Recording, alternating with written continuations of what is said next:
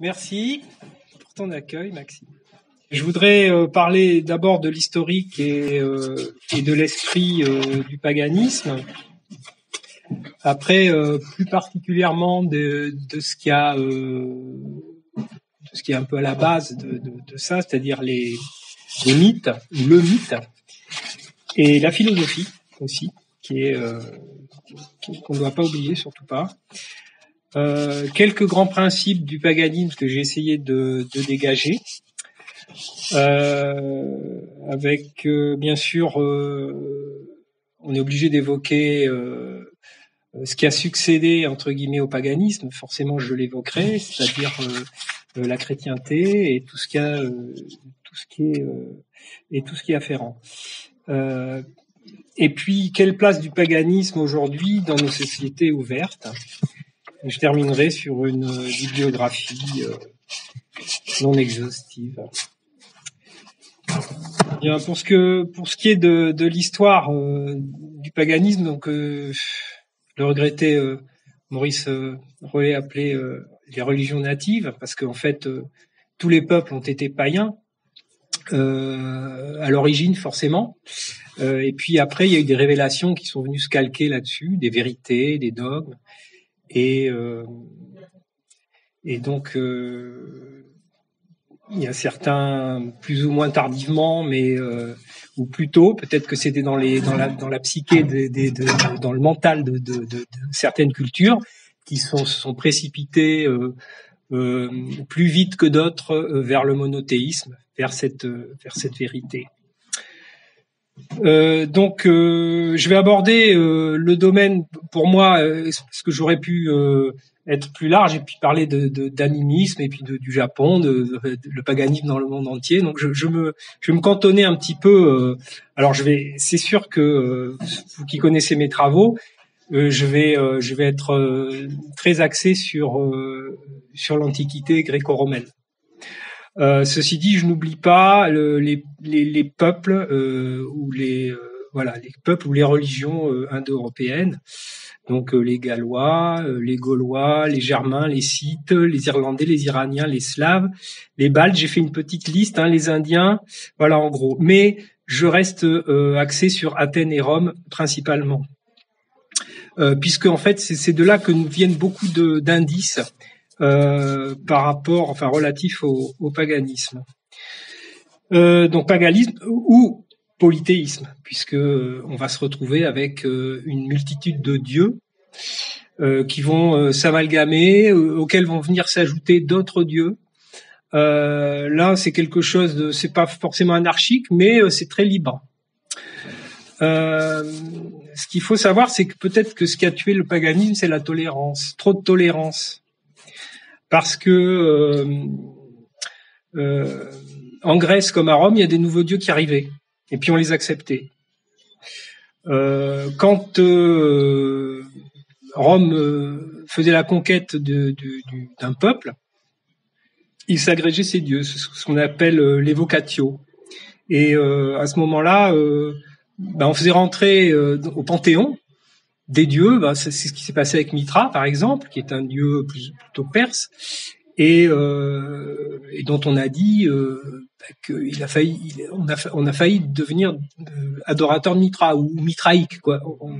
Comme disait Ernest Renan, si la secte chrétienne n'avait pas fonctionné, eh bien ce serait Mitra qui aujourd'hui serait là, peut-être en tout cas. Voilà.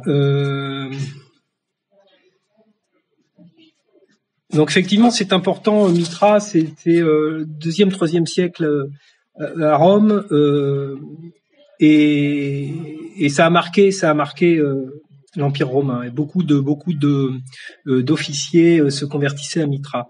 Mitra, c'est un dieu auquel a succédé, en fait, c'est un dieu qui est né dans une caverne d'une mère vierge un 25 décembre, au solstice d'hiver.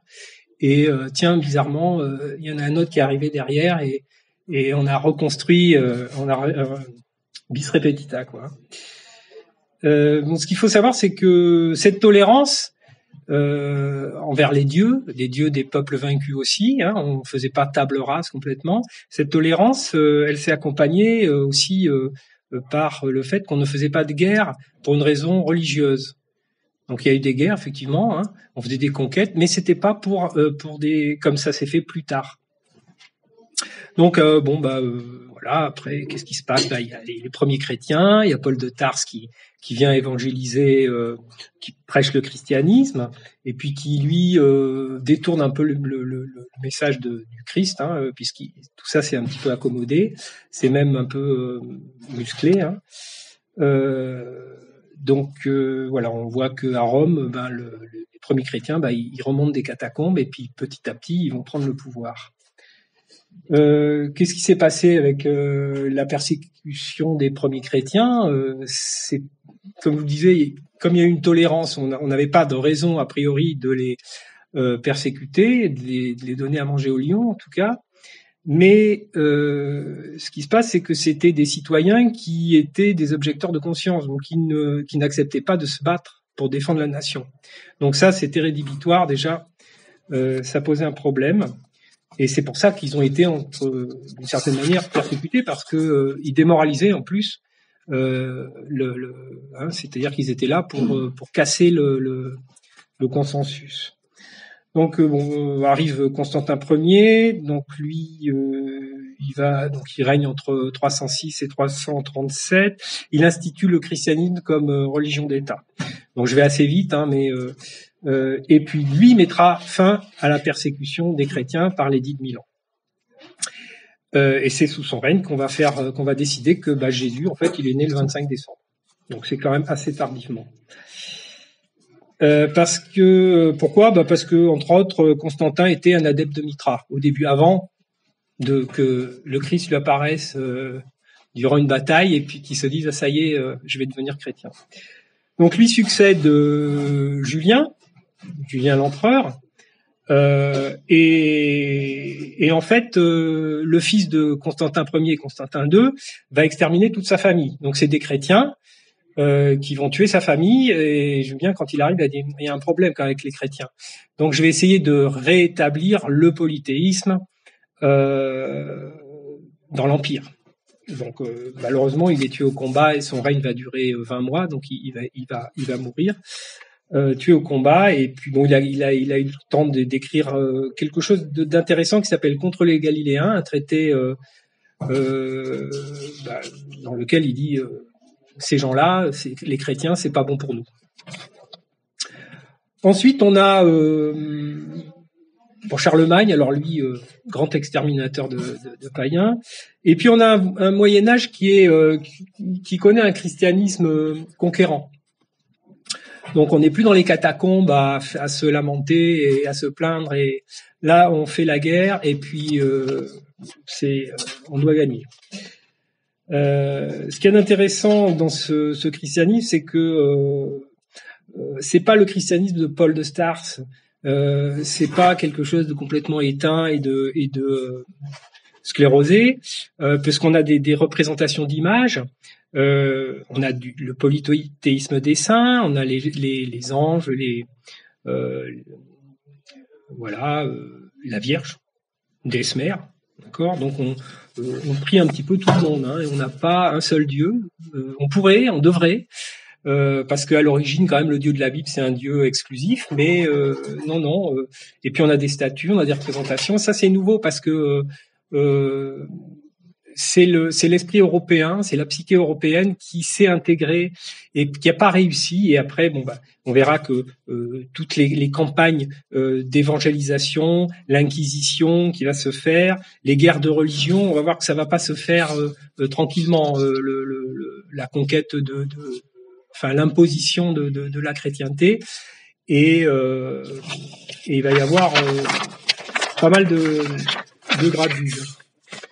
Mais une religion conquérante qui veut s'imposer, qui a plus rien à voir avec celle d'aujourd'hui, bien sûr, mais bon, à l'époque c'était ça, et jusqu'à Laurent de Médicis peut-être, c'était ça. Donc le christianisme n'accepte pas les cultes concurrents, puisque son Dieu est jaloux, hein, de toute façon, et puis il s'en cache pas. Et face à ça, bah il y a des gens qui adorent autre chose que Dieu, c'est-à-dire le soleil, les pierres, les arbres, les fontaines, et qui pensent que Dieu, bah il est dans la nature, il est tout autour.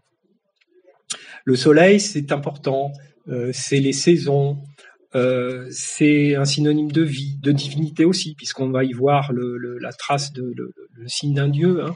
Regardez le soleil, vous n'allez pas le regarder très longtemps, ça éblouit, ça vous chauffe, c'est la vie, mais c'est quand même très particulier. Et beaucoup de peuples, même à travers le monde, hein, le dieu soleil, en Égypte, etc., on le retrouve. Donc les saisons rythment les fêtes aussi. Les fêtes en Grèce, à Rome. Alors, il n'y a pas que des fêtes relatives aux saisons. Il y a des fêtes aussi relatives aux dieux, c'est vrai. Et puis beaucoup de jours fériés à Rome. Il y a eu beaucoup à une époque. Dans les campagnes, on fête encore un petit peu les solstices et les équinoxes, surtout les solstices. Et les solstices, c'est pareil. Sur le solstice d'été et le solstice d'hiver sont venus se calquer des fêtes religieuses. Puis aussi, il y a Pâques, etc., etc. Voilà, donc les pierres, l'importance des pierres, des menhirs, qui étaient ça pouvait être des calendriers, des antennes telluriques, enfin tout ça très intéressant. Et puis, on est dans une région où on a le plus de menhirs, enfin dans les Cévennes notamment. Alors on en parlait avec Bruno. On a beaucoup plus de menhirs qu'en Bretagne, ou de mégalithes qu'en Bretagne. Ça, on ne le sait pas trop parce que ça n'a pas été trop mis en valeur, mais c'est la vérité. Et en Velay aussi. Je suppose qu'il doit y avoir quelques... Non, pas trop. Moi, je ne suis pas très versé là-dedans, mais...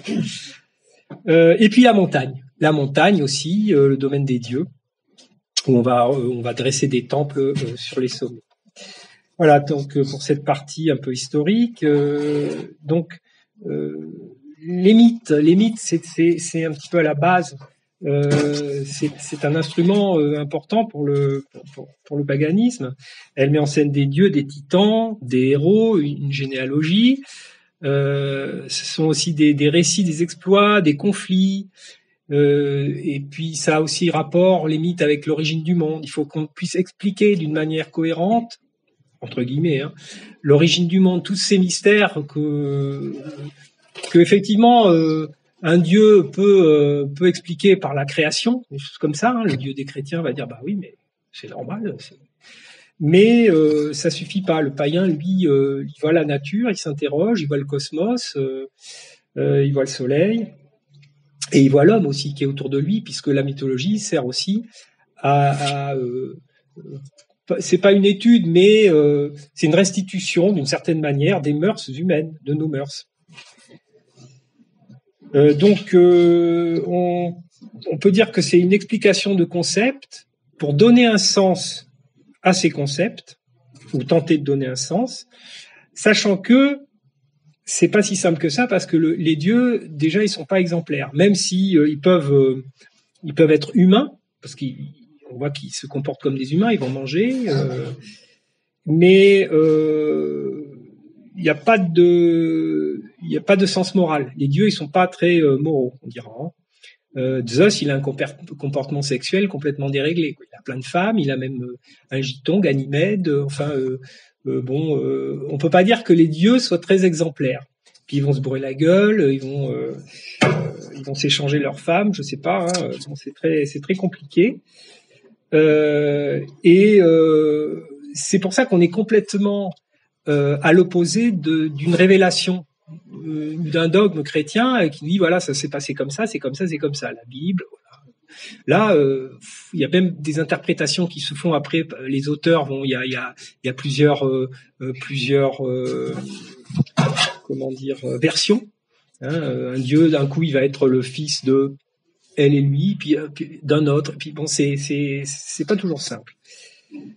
Jusqu'à Platon, on dira que le mythe est intégré dans la philosophie. Et puis après, donc à partir de Socrate, Platon c'est vraiment la limite. Hein. À partir de Socrate, on va, ou de son enseignement, puisqu'on n'a rien de Socrate qui nous est revenu sauf par Platon. On va plus parler des mythes parce que On est plus dans la rationalité, et puis on va s'intéresser à l'homme, mais les mythes, bon, c'est pas pratique, et puis nous on veut des idées claires, donc c'est trop compliqué, voilà. Et qu'est-ce qui va rester de ces mythes? Essentiellement, ce sera les poètes qui vont s'en emparer et qui eux vont pouvoir les faire vivre, mais la philosophie, en tout cas jusqu'à notre brave Frédéric Nietzsche, qui lui a réexhumé des choses qui étaient vraiment restées enfouies, sauf par les poètes, encore une fois. Eh bien, dans la philosophie, on va rester sur quelque chose de rationnel.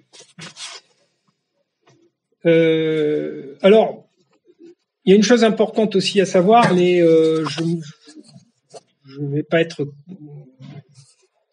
j'en mettrai pas main au feu, mais je pense que les Grecs ne croyaient pas en leurs mythes, et puisque c'était encore une fois des concepts.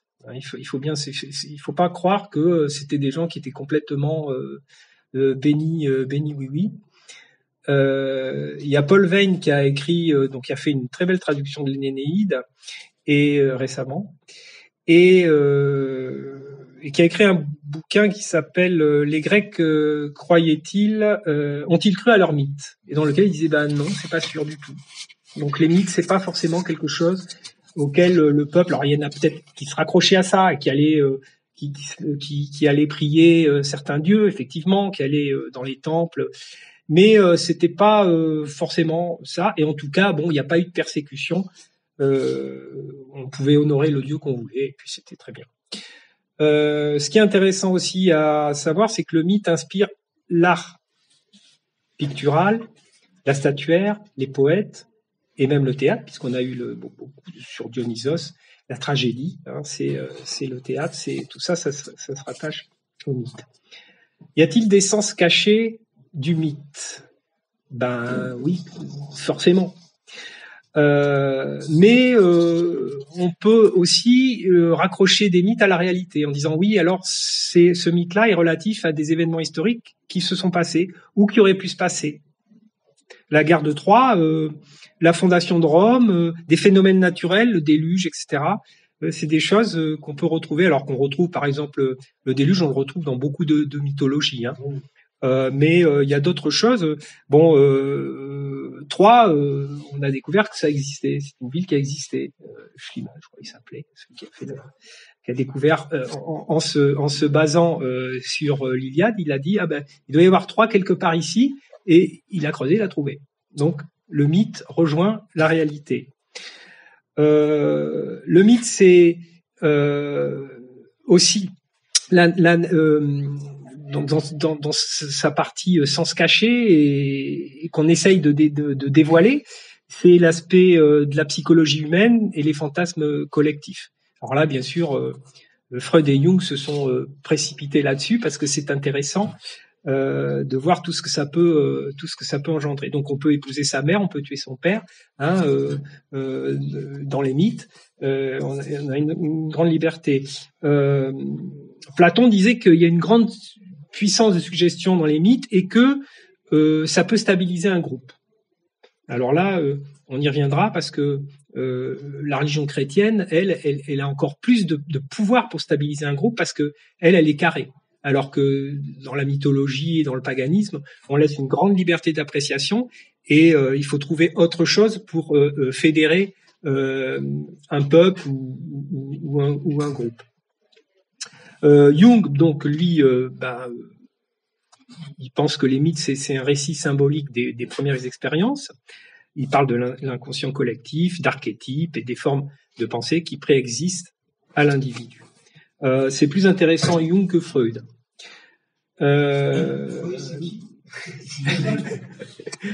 Qu'est-ce que je pourrais vous dire? Non, il a écrit des choses intéressantes alors plus sur le sexe, lui, je pense, mais c'est pas inintéressant, c'est pas complètement inintéressant, mais je pense que déjà il avait des problèmes, il avait des problèmes dans sa tête déjà, et donc il les a fait ressortir et ça lui a permis, il s'est fait une petite auto-analyse en écrivant ses livres.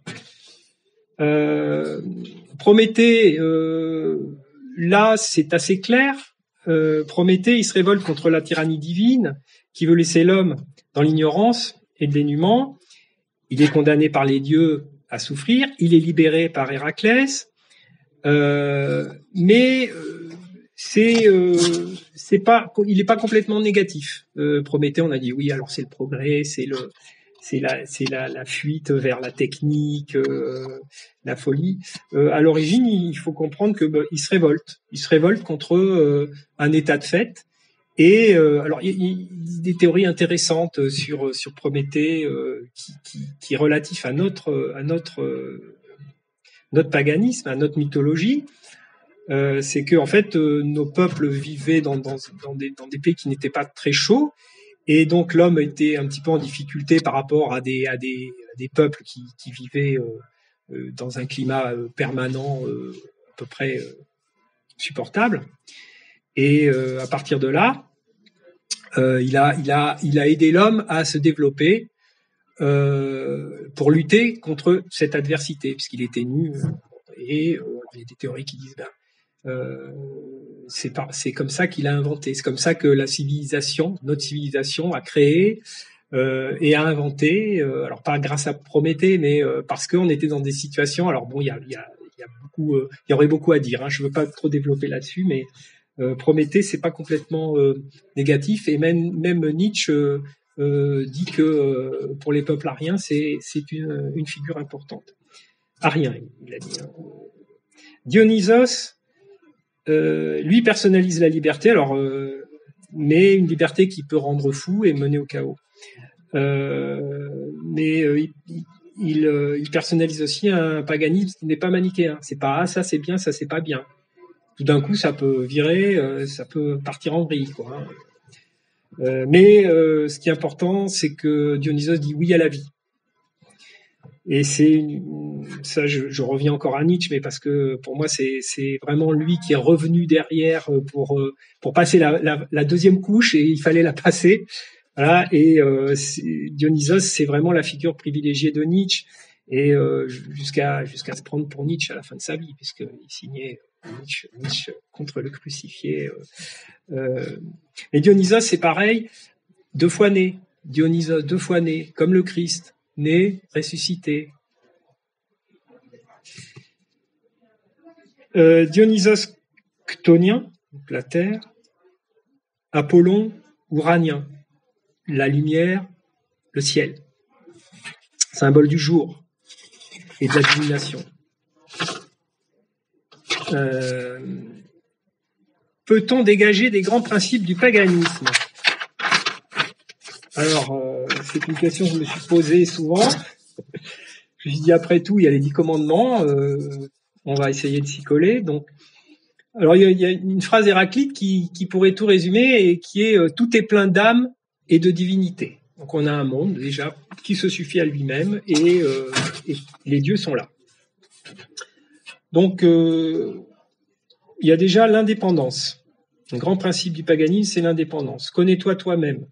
Une citation qu'on voit au fronton du temple d'Apollon à Delphes, où gère toi-même ta destinée dans l'Éda. Donc t'attends pas que les autres te disent ce que tu dois faire ou comment tu dois être. C'est toi, apprends à être ce que tu es.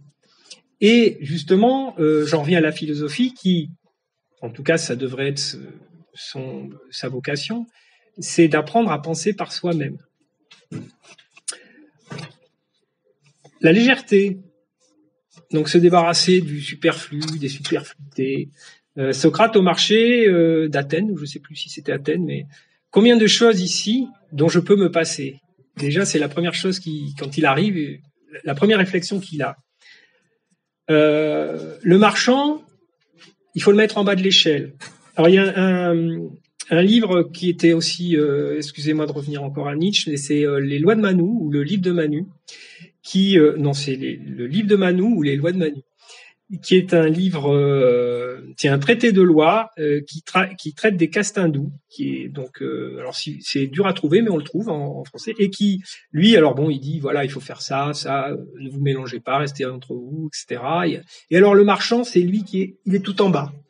C'est vraiment celui qui est tout en bas.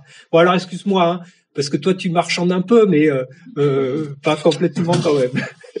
Tu vends des choses utiles pour nourrir l'esprit. Et l'esthétique, la statuaire grecque, bien sûr. On voit les statues grecques, on s'émerveille, quoi. Et qui est capable de faire ça? On a eu Arnaud Breker un petit peu qui a fait des choses très bien, mais après ça s'est arrêté. Maintenant on a des choses bon. Donc il faut quand même se répéter que le catholicisme a autorisé la statuaire, et ce qui fait que on s'est accommodé quand même du catholicisme. En tout cas, notre civilisation a permis que ça se passe bien. Les images n'ont pas été interdites. On n'est pas des iconoclastes, en tout cas le christianisme. Et c'est vrai que le christianisme n'a pas pu se débarrasser de ça, ni des fêtes païennes. Et il a fallu composer avec. L'apogée du christianisme, c'est les cathédrales, c'est le génie européen, quoi. C'est quand même quelque chose de formidable. Et puis la musique sacrée, la peinture, les statues, tout ce qui a inspiré la chrétienté. Et alors c'était assez intéressant parce que on a vu des artistes qui n'étaient pas vraiment chrétiens, mais bon, ils en vivaient, donc il fallait qu'ils fassent des tableaux. Et puis alors, ils planquaient leur maîtresse. Il y avait leur maîtresse qui était peinte, où la Vierge, elle avait la tête de leur maîtresse. Enfin, il y avait des petits trucs un peu, ou Saint-Sébastien qui était percé de flèches en plein orgasme et qui est devenu le patron des homos. On comprend pourquoi. Mais si vous voyez ces tableaux, intéressez-vous à l'art sacré et aux peintures. Et vous verrez qu'il y a des messages subliminaux là-dedans. C'est pas piquer des vers. Oui, Marie-Madeleine. Oui. C'est vrai que il y a des histoires avec Marie-Madeleine et Jésus. On a fait un peu l'impasse, mais oui, il y a des choses. Mais oui. Ah non, mais c'est. Il y avait un prof de philo qui pensait qu'en fait, ça symbolisait le fait que finalement, cette extase qu'elle avait à travers la prostitution, elle l'avait retrouvée, mais dans le lien au sacré. Et c'est pour ça que ce tableau avait un... Oui, c'est intéressant. Mais il y a des saintes aussi qui avaient des orgasmes. Alors, c'était pas Sainte Thérèse, c'était Marie à la coque, je crois. Enfin, il y a des trucs, mais il faut se pencher. Un type comme Sioran, alors, il n'était pas athée. Il était quand même assez. Il était païen, mais pas du tout chrétien. Il me disait, mais moi, pour me nourrir, il faut que je lise des ouvrages chrétiens, parce que c'est ça qui me fait travailler, de voir les écrits des martyrs, les stigmates, enfin les stigmatisés, enfin toutes ces choses-là. Et pour lui, c'était une nourriture. Il disait quand même.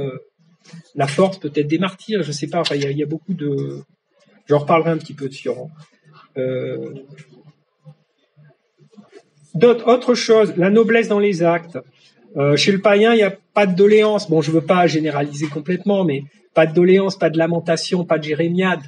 Jérémiade, ça vient de Jérémie, c'est dans la Bible. Pas de fatalisme. Pas de fatalisme. C'est quand même pas de pleurnicherie en général, ou en tout cas, on n'est pas dans le spectaculaire. Honnêteté. Honnêteté, c'est le respect de la parole donnée, c'est des choses qui sont perdues, bien sûr. Mettre en conformité ses actes avec ses paroles, c'est tout simple, mais fertilité, sensualité. Donc, alors là, on aborde les choses du sexe, quoi, l'acte sexuel, les choses sales. Alors il paraît que c'est pas Saint Augustin qui a dit ça, mais c'est Bernard de Clairvaux qui dit, vous naissez entre la fiente et l'urine, en fait. Donc des trucs dégueulasses, quoi. Vous naissez et on n'est pas loin du sexe, quand même. Alors voilà, ça c'est Paul de Tarse, par contre, était très très contre. Il fallait pas se marier, quoi. Ou alors exceptionnellement, très exceptionnellement. Or, il y a des choses. Les païens, je dis pas qu'ils étaient open bar, hein, mais ils étaient moins stricts que la religion, que le monothéisme. Encore que bon, on a vu encore aujourd'hui qu'il y a des histoires avec les curés qui sont pas piqués des vers. Mais on trouve la présence divine dans l'acte sexuel. C'est des choses qui ont été développées notamment par Alain Danielou, sur lequel je reviendrai un petit peu, mais qui a beaucoup écrit sur le paganisme indien et également de chez nous, européens. Et sur le sexe, il a développé des choses intéressantes. Nietzsche aussi dans l'Antéchrist, hein, il dit le péché suprême, c'est de pas aimer le sexe et de manger à la table d'un curé. C'est pas bien. Alors je me suis amusé à faire un tableau comparatif entre les valeurs polythéistes et monothéistes. Je vais vous livrer rapidement. Il vaut ce qu'il vaut, hein, c'est de mon cru, hein, mais bon. Donc on a d'abord le païen et de l'autre côté le chrétien. Donc d'un côté on a l'émerveillement, la poésie, la méditation, parce qu'on peut aussi méditer. Et de l'autre côté on a la foi. D'un côté l'adoration, de l'autre la croyance. Hein, on peut adorer, on peut être en adoration quand on est païen. Devant la nature, la création, d'où qu'elle vienne, quel que soit le moyen par lequel elle est arrivée. Vous avez d'un côté le multiple et de l'autre côté l'un. Et ça, c'est très très important l'un, parce que c'est un Dieu, une vérité, un livre. Chaque religion monothéiste a son livre. Le Coran, la Bible, la Torah, et une vérité. Si vous sortez du dogme, vous n'êtes plus, c'est fini, vous faites excommunier. Il faut tout accepter en bloc.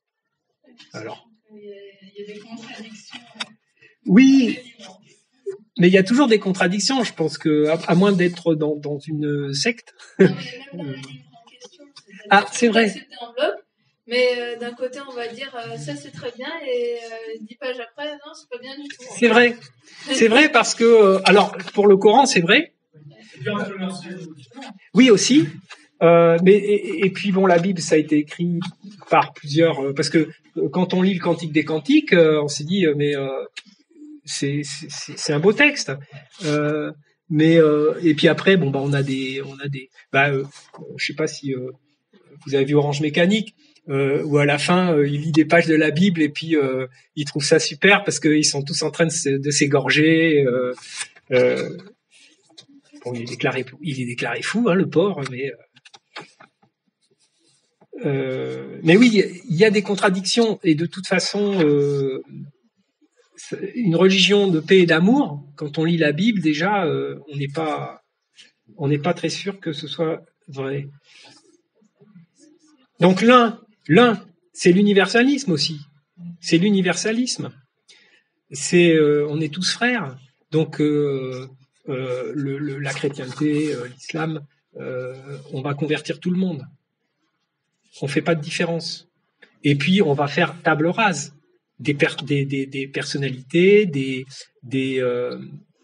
cultures. C'est tout le problème de l'évangélisation, des missions. On est allé lisez le magnifique bouquin de Saint-Loup, La nuit commence au Cap Horn. Tout est là. Donc d'un côté la culture, de l'autre la religion. D'un côté la société holiste, solidaire, qui dit nous et qui avec la conscience d'appartenir à une communauté, et de l'autre la société individualiste qui dit je travaille pour mon salut individuel. On va pas alors je convertis tout le monde, ok, mais c'est moi qui dois sauver mon âme. Pas les autres, c'est moi qui compte. D'un côté, la philosophie, de l'autre, le dogme, on l'a vu. D'un côté, la liturgie, on peut avoir une liturgie dans le paganisme. Et de l'autre, la théologie, qui va essayer d'expliquer des choses qui auraient été pas très claires. Et puis, comme ça... Aussi avoir d'un côté la philosophie, d'un côté la morale. Oui, alors l'éthique, la morale aussi, on peut être. Oui, il y a une morale. C'est vrai. J'ai pas marqué non. La morale, effectivement. Alors il y a une morale, il y a certainement une morale païenne, comme il y a une morale à Rome et à Athènes et ailleurs. Mais oui, il y a une morale. Oui, voilà, oui, ce serait plus une sagesse, oui. Oui. Oui.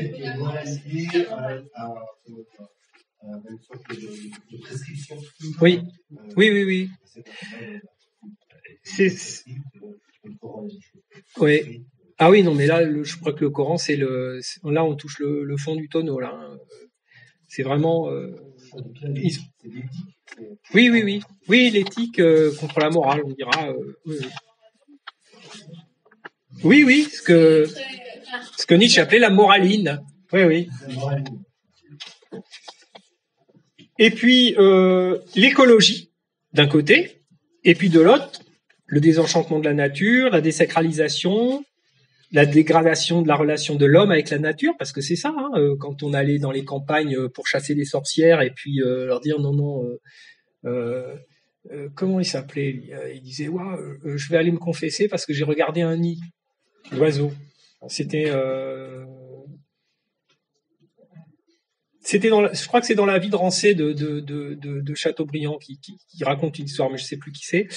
Et par contre, il y a des gens comme Bernard Clairvaux qui disaient en fait il y a plus de choses dans un arbre que dans les livres. Bon. Comme quoi il y a du syncrétisme un peu quand même dans le catholicisme. Ou dans le christianisme plus généralement, mais plus dans le catholicisme, oui, parce que le christianisme c'est parti en vrille après quand on a eu les protestants qui eux, oui, mais les orthodoxes encore, c'est, il y a des icônes, ouais, il y a de la gueule dans leur, ils ont des, ouais. Oui, c'est vrai. C'est vrai qu'ils sont restés plus, eux, ils sont plus restés fidèles. Voilà, oui, ah oui. Oui. Ils ont moins muté que les catholiques même, puisque bon, oui, il y a eu Vatican II effectivement. Bon, les protestants, n'en parlons pas parce que eux, ils sont revenus au judaïsme en fait. Voilà. Et puis bon, toujours dans cette partie, la partie soumettez la terre, croissez et multipliez-vous qu'on retrouve dans la Bible, c'est multipliez-vous, voilà. C'est ça, c'est exactement ça qu'on est. Qu'est-ce qu'on est maintenant? On est trop nombreux. On a pollué et retour au paganisme. Que voulez-vous? Et voilà. Et de toute façon, la Bible, ça commence par ça. Hein. C'est l'expulsion du jardin d'Éden. La Bible, ça commence par ça. Hein. On dit allez, non, vous êtes trop bien là. Barrez-vous.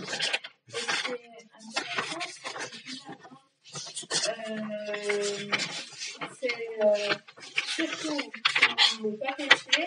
Par contre, si vraiment vous ne supportez pas ça, vous vous mariez et puis là, c'est croisé et multiplié. Oui. Ça reste quand même dans le champ du péché, mais oui. Ça passe. Moi, à la limite, je me confesse à la fin de ma vie. Comme ça, mes péchés me sont remis et je vais au ciel. Je veux dire, j'ai pas besoin de mener une vie très chrétienne. Hein. Et puis je dis oui, là ça va mal. Là. Allez, on va faire venir un prêtre. Et ça y est, ça. Et il y en a beaucoup qui faisaient ça d'ailleurs. Mais bon, c'était bien pratique. Oui. De toute façon, oui. Alors bon, j'ai pas parlé de la Révolution française qui a essayé de se débarrasser du poids de la religion, avec toutes les richesses bien sûr qu'il y avait. Bon, ça commençait déjà un peu sous Philippe le Bel, hein, toutes ces histoires-là, mais la religion, les Lumières, il y a des choses intéressantes dans les Lumières, même si il y a à discuter. On a voulu remplacer une religion par une autre avec l'être suprême, mais bon, ça a été très anecdotique. Et puis les premiers qui n'y croyaient pas, c'est ceux qui l'ont monté en épingle. Et voilà, Voltaire, c'est intéressant. Même Rousseau. Après, il ne faudrait pas. Ça dépend, parce qu'on parle d'expérience, mais si on parle de l'hypothèse que la plupart des révolutionnaires et des francs-maçons, c'est une croyance, mais par contre, qui n'est pas explicité, oui. Qui n'est pas public. Alors oui, mais entièrement d'accord. Mais les révolutionnaires, moi je parle plutôt de ceux qui auraient inspiré théoriquement la Révolution française, les encyclopédistes, etc., mais qui n'ont pas participé pour autant, et d'ailleurs qui n'étaient peut-être plus là déjà, mais un Voltaire, c'est très, très intéressant de lire Voltaire, écraser l'infâme, tout est là, quoi. Tout est là. Je pense que, en plus, alors lui, il était déiste, c'est intéressant parce que le païen, il n'est pas athée. Il croit qu'il y a quelque chose. Celui qui est athée, c'est pas pareil. Hein, il n'y a pas ce sens du sacré, il n'y a pas la religiosité. Il croit qu'il y a quelque chose, mais bon, il regarde l'infini. Déjà, l'infiniment grand, ça échappe à notre intelligence, l'infiniment petit aussi. C'est des choses qu'on ne peut pas concevoir, malheureusement. La création ex nihilo, on dit, alors donc tout ça, c'est venu comme ça, il n'y avait rien, du jour au lendemain, il y a eu un Big Bang, et puis oui, mais avant le Big Bang, qu'est-ce qu'il y avait, etc. C'est des choses que les philosophes n'ont pas abordées, parce que pour eux c'était trop compliqué, il valait mieux aller chercher après. Hein. Pas les causes, mais plutôt les conséquences et les effets. Ça, c'est plus intéressant parce que là, ça nous échappe pas. Mais ce qu'il y avait avant, la religion ou le sacré, moins. Donc, on va dans des choses plus matérielles, cartésiennes. Et là, on peut expliquer aisément tout ce qu'on veut. Mais on n'explique pas pourquoi on est là. On n'explique pas dans la philosophie, on vous dit pas. Il faut aller chercher et encore, ils n'expliquent pas. Ils posent des postulats. Héraclite, il dit bon, il y a des dieux, ils sont partout. Ok. Alors, quels sont les problèmes qui sont posés aujourd'hui? Alors, j'ai presque fini. Les problèmes posés aujourd'hui par le monothéisme dans nos sociétés ouvertes.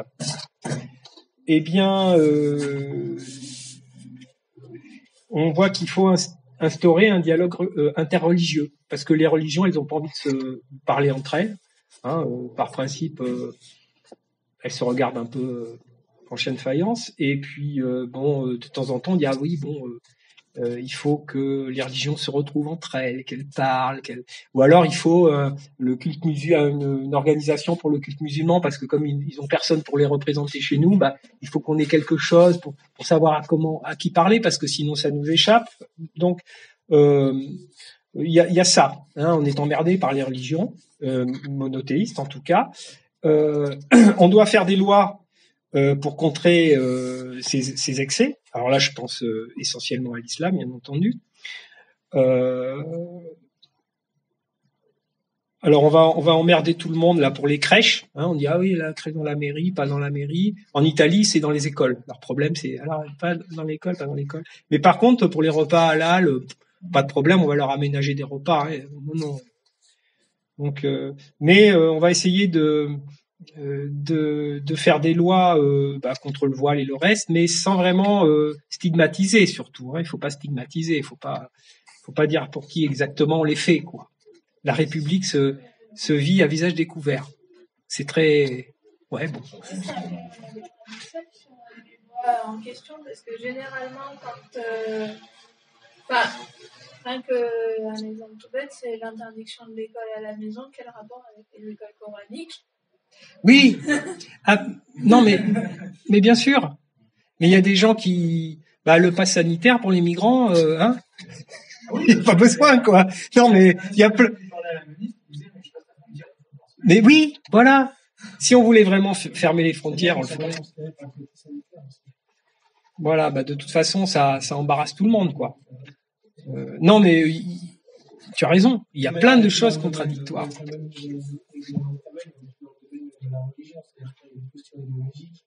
Oui. On est emmerdé parce que qui a aussi des attributs religieux qu'il est obligé qui veut préserver, donc s'il interdit tout signe distinctif, on ne peut pas mettre le petit chapeau sur la tête. Si on interdit tous les trucs un peu secrets, ça emmerde les loges. Donc on fait des lois, mais pas trop, parce que sinon on va regarder par nos propres lois. Oui. Ça devient relativement compliqué. Mais les écoles coraniques, on ne peut pas, dans notre société où on ne veut pas discriminer, on ne peut pas attaquer l'école coranique, mais si on attaque toutes les écoles confessionnelles sectaires, on attaque les écoles des Lubavitch. Oui. Parce que qui sait, il faut y réfléchir, hein. C'est ça, c'est relativement compliqué. Donc c'est des périphrases, c'est des machins. Oui. On sait aussi qu'on emmerde, en fait, on prend prétexte de l'immigration pour emmerder tous les résistants ariens qui sortent de l'école de la République ou de l'école chrétienne qui s'est convertie quand tu as les propos du pape François et puis le poids qu'ils ont entre les jambes face à l'adversité, on comprend que l'issue c'est l'école à la maison, quoi. Oui, oui, c'est certain que ça emmerde. Oui. Aujourd'hui, il y a un projet de loi contre le survivalisme qui est en train de sortir. Le survivalisme, ça fait qu'à la cour.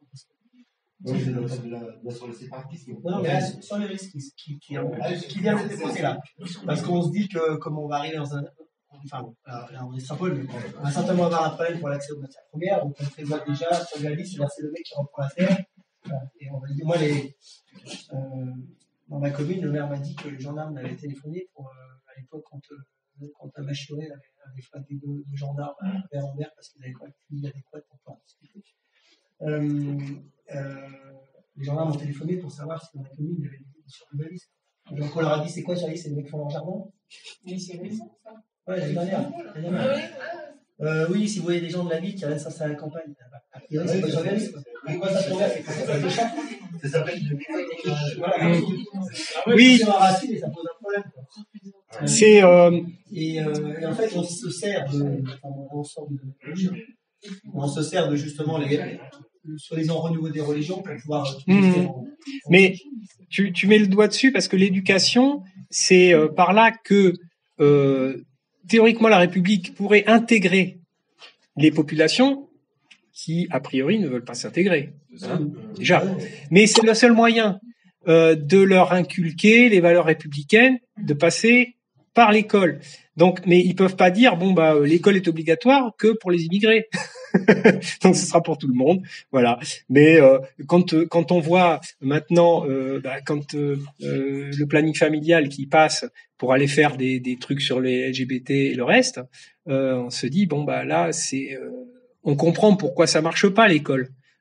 On comprend pourquoi ça marche pas. Le petit musulman, il avait on a parlé des homosexuels et du reste, et les parents ils disent c'est ça l'école, ouais, il y a un problème quoi. Donc qu'est-ce que tu veux, c'est déjà mal parti. Ils disent on va essayer de rétablir la situation au moins à ce niveau-là parce que ça part en vrille de partout, mais ils n'y arrivent pas. Mais on revient à cette question de l'universalisme. Ça, je voudrais y revenir, c'est que on avait toute la gauche colonialiste, parce que ça c'est aussi le colonialisme, c'est de l'universalisme, hein, il faut le dire, et qui tapait sur les curés à bras raccourcis pendant des années, la laïcité, etc. Et puis petit à petit, on a vu que ils commençaient à faire copains avec le pape, les autres, parce que en fait, ils s'entendent bien entre eux, c'est-à-dire une vérité, tous frères, pas de frontières, hein, et puis des valeurs, l'amour, la tolérance, tout ce qu'on veut, quoi. Et ça marche. C'est le socialiste. Ce que dit Nietzsche, exactement ce que dit Nietzsche, hein, d'ailleurs. Oui, bien sûr, mais c'est ça la société ouverte. Elle va se fermer quand même à ceux qui sont pas assez ouverts avec elle, hein. Bien sûr. Non, mais bien sûr. Non, non. Oui. Oui.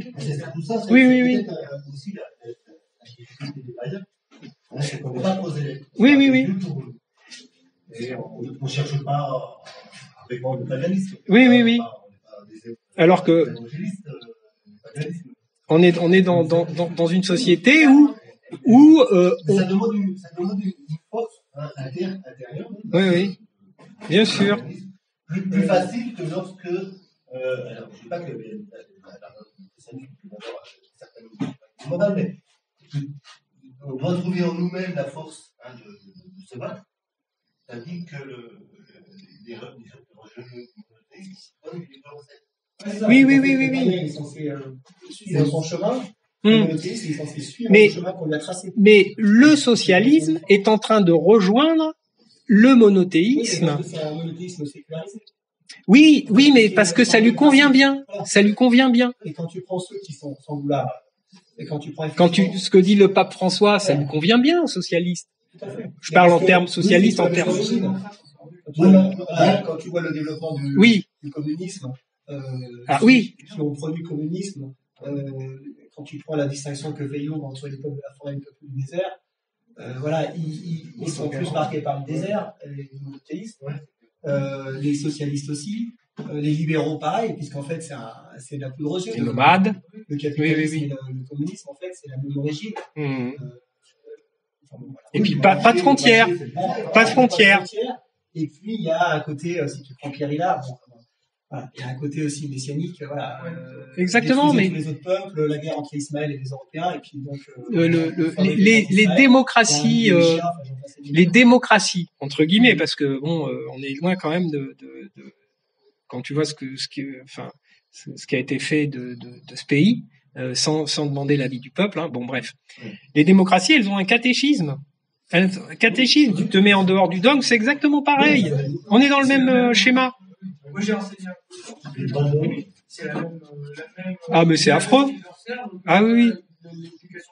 Oui.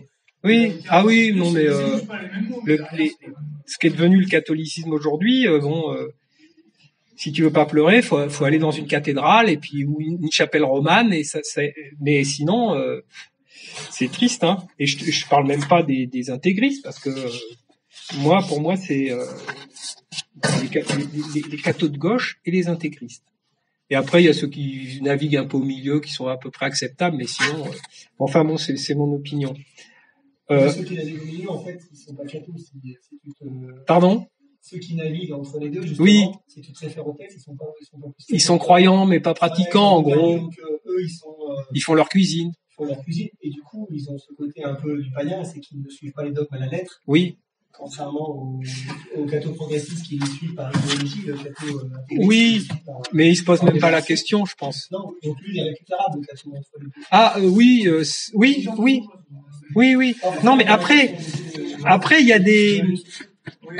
y a des catholiques qui sont très intéressants. Je vous en parlerai dans la petite biographie, presque.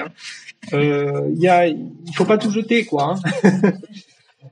Donc, c'est une grande différence, je trouve, c'est la conception profonde de la linéarité du temps et du côté cyclique du temps. Oui, c'est vrai. Le catholique a une vision historique. En fait, il naît, il vit, il meurt. Oui. Le païen, il était déjà. Oui, et puis il y a les cycles, il y a l'éternel retour, il y a oui, c'est vrai. Il a le cosmos en lui et en plus il y a plusieurs paganismes. Oui, voilà. C'est la richesse. En toi, tu l'as aussi dans la société, tu l'as. Oui, c'est vrai que la chrétienté, c'est un début, une fin. Le jugement dernier, donc c'est linéaire effectivement. C'est pas un cycle. Hein.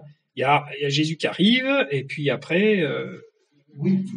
Progressiste. Oui.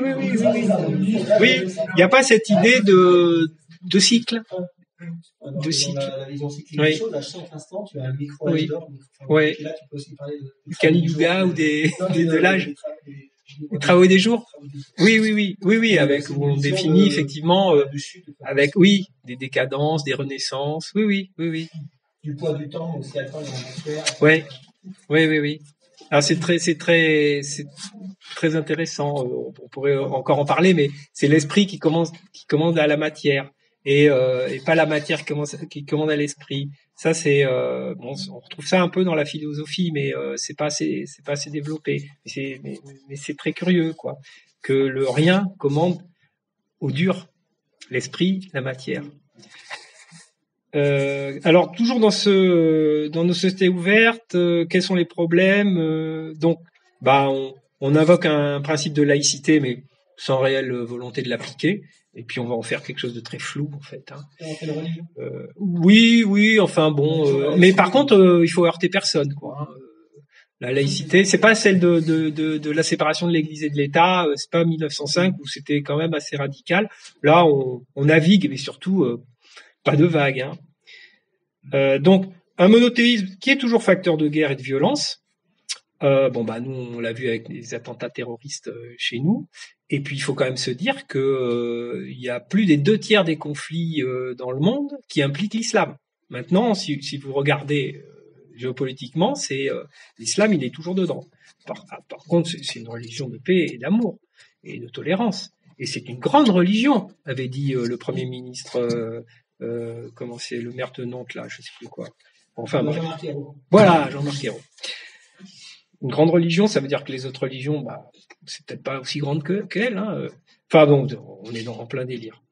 Alors, que faire ? Qu'est-ce que pourrait être vivre en païen ? Alors là, je vais pas trop développer parce que j'en sais rien. Je vous l'avoue. Donc j'ai écrit un petit texte qui résume un peu ça dans le livre qui a été sous la direction de Christian Boucher et qui s'appelle Les Nouveaux Païens, qui a été réédité au Camion Noir. Donc dans lequel je dis être païen, c'est une affaire avant tout individuelle, pas égoïste, mais individuelle. Connais-toi toi-même. Commence à déjà te connaître, te révolutionner s'il faut, avant d'aller révolutionner le monde. Parce que c'est un état naturel. Être païen, c'est un état naturel, c'est notre état. Avant que on soit, contaminé, on dira. En ce moment, c'est très à la mode. Donc, on peut très bien se constituer un petit hôtel sur les coins de meubles dans sa maison. Lire aussi des livres qui vont nourrir notre païennie, comme disait Monterland. Il est difficile de rencontrer les dieux, mais de toute façon, moi je vais dans une église, je trouve c'est beau, qu'il y a matière à se recueillir, mais je vois pas Dieu, quoi. Et puis il m'a jamais parlé, et je pense que on est un peu dans le même cas. Si on est païen ou chrétien, on n'a pas le Dieu qui va venir nous dire dans le creux de l'oreille, copain. Donc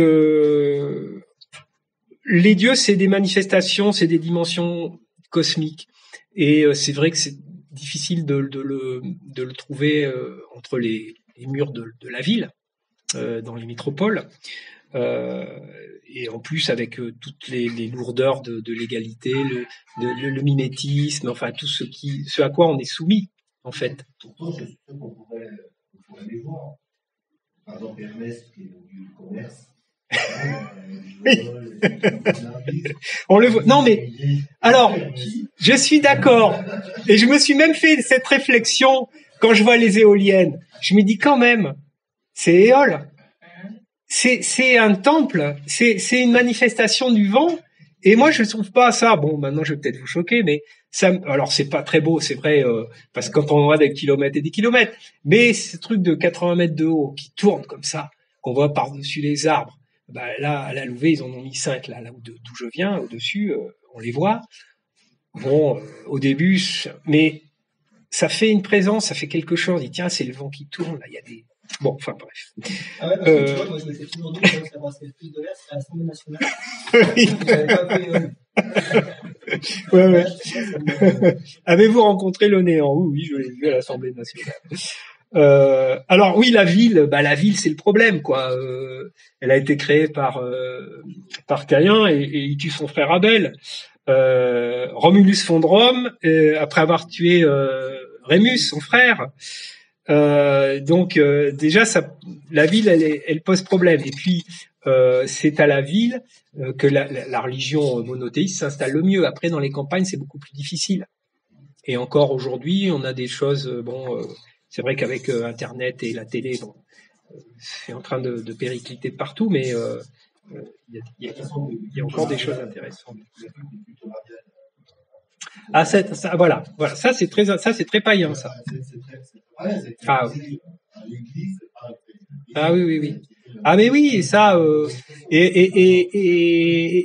ça fait concurrence quand même entre la mère et le fils. Hein, il y a une concurrence. Enfin, le fils et le père aussi, hein, parce que il y a la Trinité plus la Vierge à côté. Ça fait du monde, hein. Mais oui, bien sûr.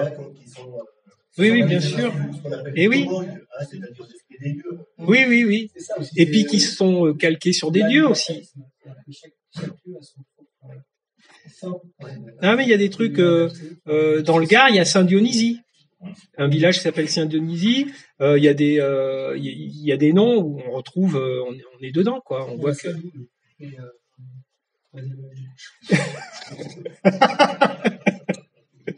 Donc, si la ville est le problème, bah, il faut la quitter de temps en temps. Hein, on sort, on va voir le soleil.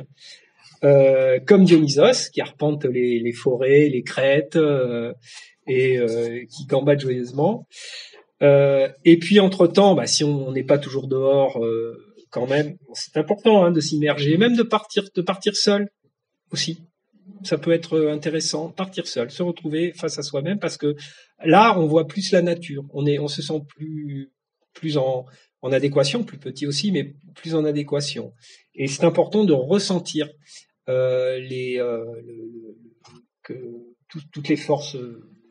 Je sais pas si on les ressent, hein, mais tout ce qui est cosmotellurique, les points de rencontre, et puis tous ces lieux où ont été construits des temples païens. Et bon, souvent il y a eu autre chose qui a été construit dessus. Hein. Maintenant, on met des croix sur les menhirs, mais on construit des chapelles sur les. Oui. On va reprendre un petit peu ce que développait Sanou dans Face Nord avec les BA. C'est vrai que c'était des BA qu'on pouvait s'appliquer par oui. Oui. Déchristianiser certains livres. Il y a eu parfois des sommets de montagne.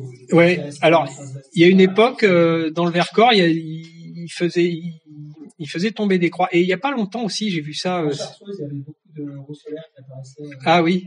C'est toi. Non, mais si c'est toi. Tu veux pas le dire. Et donc ils abattaient des croix sur les sommets. Et bon, et c'était des actes. Après, il y avait rien derrière. C'était pas revendiqué, mais c'était fait. Donc, examiner ce qui est douteux, qui a l'allure d'un mot d'ordre. Pas forcément dire, je vais pas y obéir parce que on est dans une société quand même qui est un peu policée, hein. On l'a vu. Mais quand même examiner, n'accepter que ce qui aide à vivre son destin. Donc ne pas vivre passivement. Voilà. Je pense que ce qui nous ramène au grand principe que j'ai énoncé. Tu vois, l'un des grands traits de la chute du paganisme, et qu'on peut avoir nous notamment ceux qui se sentaient de tradition chrétienne et qui recherchent un chemin, c'est d'éviter l'hubris des Grecs, tomber dans la démesure. Tout à l'heure, quand tu parlais de la ville, au départ, la ville, c'était l'enceinte sacrée. Et c'est quand elle s'est étendue au-delà de l'enceinte sacrée, si on prend le puits, la vieille ville est en ordre. Oui. Et après, tu as tout ce qui est autour, et il y a plus de force dans ce qui est autour. Oui. Et donc, c'est dans la démesure des choses qu'on se perd. Même nous, dans notre cheminement, il faut éviter justement de tomber dans cette démesure. On le voit très bien dans la plupart des mythes, quand tu parlais des titans et des dieux, du héros, on est souvent confronté à notre pendant, à notre miroir, qui lui va au-delà de ce qui est la mesure qui nous entraîne à nous perdre, en prenant peut-être l'image de la roue qui tourne avec le moyeu central. Oui, l'homme est au centre, d'où on voit tout et l'invariable milieu. Alors si on se laisse entraîner, le monde moderne est typiquement le monde de la démesure. Oui. Et donc, si on entraîne autour, c'est vrai que. Son nom, on ne le dit pas. Exactement. Comme en montagne, tu fais. Enfin, je sais que mais il y en a qui vont faire une compétition, qui vont faire des sommets pour faire des sommets. Et là, ils ne sont plus dans la confrontation avec eux-mêmes, avec les gestes purs. Oui, c'est plus pour se faire plaisir. Oui. Mais ce que tu disais sur la ville, c'est ça. Rome, elle a commencé quand elle s'est étendue, qu'on pouvait plus mettre des remparts autour de la ville. Alors, on n'a plus mis de rempart. Et puis après, ça s'est étendu. Mais là, je suis tout à fait d'accord. Oui. Et symboliquement, enfin, quand tu lis, je crois que c'est Iliade, le sacré et le profane, quand les peuples arrivent à un endroit, il y avait soit faire le tour de la charrue, soit l'axe autour duquel se développait ton monde, soit le cardo. Un symbole. Oui. Et, parce qu'en fait, on ramenait ce qui nous paraissait en ordre, c'était le cosmos. Et donc ce qui était en haut devait être comme ce qui était en bas. Et donc on recréait notre cosmos en bas et on essayait de vivre en harmonie. C'est intéressant, ça. C'est ce qu'on appelait la géographie sidérale. Je sais pas si t'as vu ça. Oui, j'ai vu des trucs de géographie. C'est-à-dire qu'on va projeter, on va faire des alignements entre des monuments qui vont représenter des constellations. Donc et ça se faisait avant ou des alignements. Tu vois. Oui. La Ponferrada oui. Il y a deux tours et ça fait je sais plus quelle constellation. Oui, c'est ça. Ou voilà des alignements entre eux des chapelles par exemple. Et puis avec les premiers noms des saints qui vont faire un message. Enfin, il y a des trucs. Après, on est dans l'ésotérisme. Alors, j'ai un peu abordé la question dans mon livre Le Voyage du Graal. Parce que c'est passionnant quand tu vois ces projections cosmiques sur le sol, c'est intéressant. Tu te dis qu'en fait les anciens ils étaient en relation avec le cosmos et oui bien sûr. Et puis ils avaient la notion des saisons plus que nous. Ça c'est un truc très petit, mais il y a une intervention il n'y a pas très longtemps de Soral. Qui explique, qui vulgarise le fait qu'on mathématise le monde. Et effectivement, en fait, maintenant, on voit le ciel comme quelque chose qu'on a mathématisé, avec telle étoile est à tant d'années-lumière, ça. En fait, quelque part, en tant que païen, on n'a rien à faire. Oui, exactement. Et c'est le problème de Platon qui disait, nous, on veut des géomètres. Mais non, justement, on veut pas des géomètres. Parce que le monde, c'est comme les maths. Les maths, c'est un résultat. Point final. Tu arrives à un résultat. Les maths, par Pythagore, était la mise en forme du sacré. Oui. Aujourd'hui, on a la démesure aussi, on a utilisé maths à d'autres fins. Oui. Alors Pythagore, ça allait plus loin, parce que lui, il avait des explications un peu sur tout. Alors, il disait, il faut pas manger ça, quand tu parles à un tel, tu te masques. Enfin bon, c'était intéressant d'ailleurs. C'était des mystères. Mais bon. Oui, alors la géométrie, effectivement, moi, c'est quelque chose que j'étais pas bon en géométrie, alors c'est peut-être pour ça. Mais expliquer le monde par des mathématiques, non, justement, la philosophie, c'est ça qui est intéressant, c'est qu'elle part sur un résultat qu'elle est pas sûre, auquel elle est pas sûre de parvenir, alors que les maths, c'est une obligation de résultat. 1 égale 1 égale 2. Et c'est follement intéressant. Sauf que quand tu en as un qui s'est planté dans son équation, tu dis oui, exactement.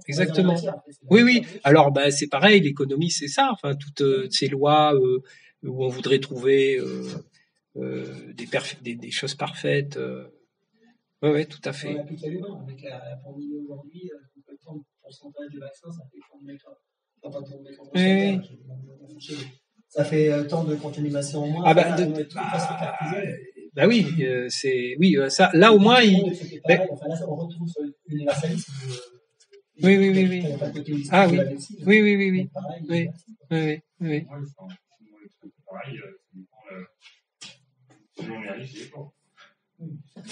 Oui, mais donc qu'on présente, avec tout le monde, s'il y en a qui a besoin, qui n'a pas besoin, il y a des bénéfices derrière, et puis on part du principe qu'on est hommes, donc on est tous pareils, tous le même système immunitaire, tous. Alors que l'égalitarisme a d'autres. Alors, je termine sur une petite bibliographie. Disons quelques outils qui peuvent être intéressants. Donc, d'abord les livres sacrés, quelques livres sacrés, donc l'Edda, texte islandais qui présente la mythologie nordique. Alors, c'est vrai, j'en ai pas trop parlé de la mythologie nordique parce que je suis plus ancré sur les Grecs romains, mais bon, il faut pas l'évacuer pour autant. C'est la chez Gallimard, de François-David Gilman. Ah oui. Ouais. Non, bah bien. La Bhagavad Gita, c'est intéressant, donc, sur la guerre, poème épique, histoire de Krishna, et du prince Arjuna, donc écrit avant Jésus-Christ, c'est des textes quand même. Rig Veda, les hymnes sacrés de l'Inde en sanskrit, les Upanishads, textes philosophiques. Bon, il y a beaucoup de textes qui viennent de l'Inde, mais après, nous avons nos philosophes qui ont aussi et puis il y a Homère, bien sûr, Homère. Donc on parlait tout à l'heure de l'Iliade. L'Odyssée, c'est un traité de géographie. Je sais pas si vous avez vu l'émission de Tesson sur Arte, je crois, sur les traces d'Ulysse. C'est un traité de géographie, c'est-à-dire tout existe. C'est des îles, il va d'île en île, il revient à Ithaque, il met un certain temps quand même, mais voilà. Héraclite, donc les fragments, puisqu'on n'a pas retrouvé grand-chose, mais soit par des citations des autres, on a réussi à reconstituer. Et bon, là, c'est profond, Héraclite. Ça fait une centaine de fragments, mais il y a des choses très intéressantes. Allez, pensez marqué, Marc Aurèle, pensez pour moi-même. Tout à fait. Donc un empereur qui s'est pas contenté de gouverner et qui a comme Julien d'ailleurs. Julien, oui, que les chrétiens appellent l'apostat. Non, mais c'est très pas Oui, c'est pas grand. Oui, c'est pas grand chose. Non, il a pas écrit grand chose. Il a écrit un truc sur la barbe. Sur. Oui. Il a dit l'apostat parce que lui-même. L'apostat, c'est une insulte, quand même. Le de la nature de Lucrèce, intéressant. Virgile, les bucoliques, Géorgiques, l'Énéide. Donc ça, c'est la suite c'est un Troyen, Énée, l'histoire d'Énée. Marc Aurèle, Julien, Cels, discours véritable contre les chrétiens. Donc ça aussi, c'est pas très païen, c'est juste contre, c'est pas très constructif. Mais bon, ça nous remet à une époque où le chrétien se trouve confronté, le païen, pardon, merci, se trouve confronté à cette intolérance qui arrive. Plus près de nous. Alors, je vais vous citer Giono, forcément Giono. Que ma joie demeure. Enfin, ça, on a des. C'est qui? C'est Dionysos qui nous envoie des. Que ma joie demeure. On est le serpent d'étoiles. Alors bon, c'est très romancé parce qu'on se dit putain, les bergers quand même ils sont calés. Mais c'est très païen. Oui, le serpent d'étoiles. Oui, tout à fait. Puis bon, ça, la trilogie de Pan, les premiers aussi sont très païens, mais vraiment, c'est vrai que tu as raison, le serpent d'étoiles, que ma joie demeure. Voilà, bon, puis après, bon, il y a d'autres, mais bon, ça, c'est très intéressant. Hamsun, donc là, faut y aller. C'est, non, ça se lit bien, Hamsun, Mais je trouve que c'est noir, je comprends pas cette. Ah non. Cette puissance qu'il y a dans Giono, c'est noir. Ouais, c'est assez sombre. Et puis c'est lent, c'est le. Ah oui. Oui. C'est le vrai jamais. Alors, mais après, c'est vrai qu'il y a des trucs. Il y a des trucs un peu épais. Mais oui, c'est très intéressant, le vagabond. Oui, vagabond, c'est épais. Bon, c'est l'histoire de deux copains qui vont faire des affaires. Alors ils vont aller construire un port. Et puis il y a des histoires de femmes, d'amour. Ils vont faire du commerce. Mais il y a des choses. Alors ça, c'est vrai que c'est un peu long. On sent l'avenir. Oui, mais des romans comme Pan ou Rosa de Hamsun. C'est court et c'est vraiment bien. La fin aussi, mais moi je vous conseille, s'il y en a un à lire, c'est Pan. Il est court et on le trouve même, vous pouvez même le télécharger librement en PDF, j'ai vu. Monterland, c'est bien, Monterland. J'ai tout lu de lui, hein, et puis je relis encore parce que Laurence, DH, Laurence. Alors là, on a un gros païen là, Laurence. L'amant de Lady Chatterley, voilà. Ah, j'ai pas l'accent qu'il faut, peut-être, je sais pas. Je vous conseille de lire Le Serpent à plumes. Le Serpent à plumes. Tu l'as lu? C'est très très païen. Ok. Alors ça se passe au Mexique, ça se passe pas en Europe, mais un peu. Ah non, mais ça c'est avec, oui, c'est avec l'autre con là, Coluche. Non, mais il a pris, mais c'est, ah oui, c'est ça. C'était une grosse pochade avec Coluche, mais c'est pas le même. Ah oui, Ramuse, oui, Ramuse, oui, sur la montagne, l'herborance, la grande peur dans la montagne,